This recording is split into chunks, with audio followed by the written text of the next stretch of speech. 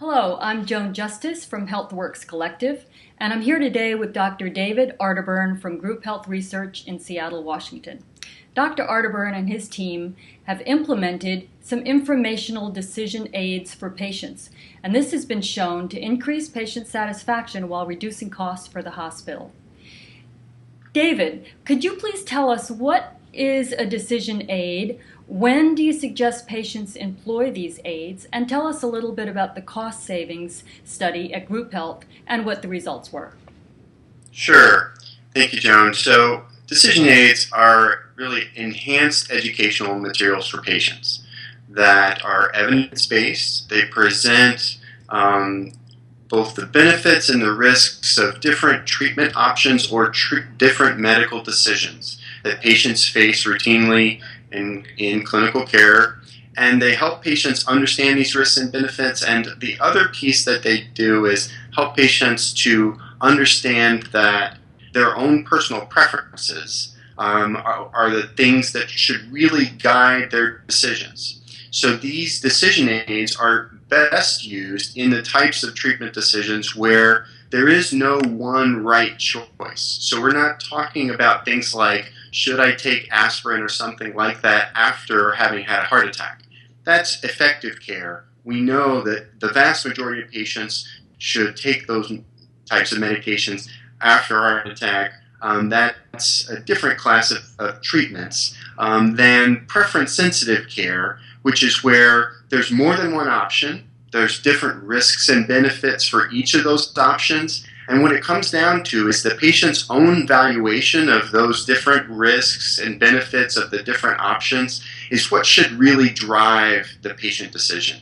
And as you mentioned at the outset, what we found is that by implementing these decision aids in clinical care, that patients reported very high satisfaction with the tools. So they were more than 95% of our patients reported back to us that they were either excellent, very good, or good at making them well-informed to have conversations with their providers. And the similar proportion of patients said, I'd really like to have these for other treatment decisions that I was facing. And so we find that they're valuable patients. And then our recent study of knee and hip replacement found that once we implemented these patient decision aids and worked with providers to understand how to use them in the clinical care and began using them regularly, that the rates of knee and hip replacement went down. And that our total costs of care for patients with knee and hip osteoarthritis went down as well. Okay, and what about the patients that were told that they had to have or should have this knee or hip replacement surgery, and then one might say that, oh, well, they opted not to, but maybe at a later point in time they would have to have it anyway. What would be the argument there? I'm just playing devil's advocate here. Sure. Well, there's 86 randomized trials that have been done of patient decision aids to date, which show that patients are more knowledgeable about their treatment choices after viewing a decision aid. Mm-hmm. And so we believe, although we didn't collect knowledge data on our patients, that patients are making better informed choices with their providers than they were before we started using the patient decision aids. So now that we're using them, we think that patients are making choices that are in alignment with their own preferences and their own knowledge of the different risks and benefits. Whereas we're using them, there may have been a number of patients in our health system who were electing to have surgery, have decided to either delay surgery or choose some other kind of treatment option in the short term to reduce their risk or to try to improve their health in another way, either through weight loss or other medications or physical therapy. We think a large number of patients might have chosen that if they've been better informed.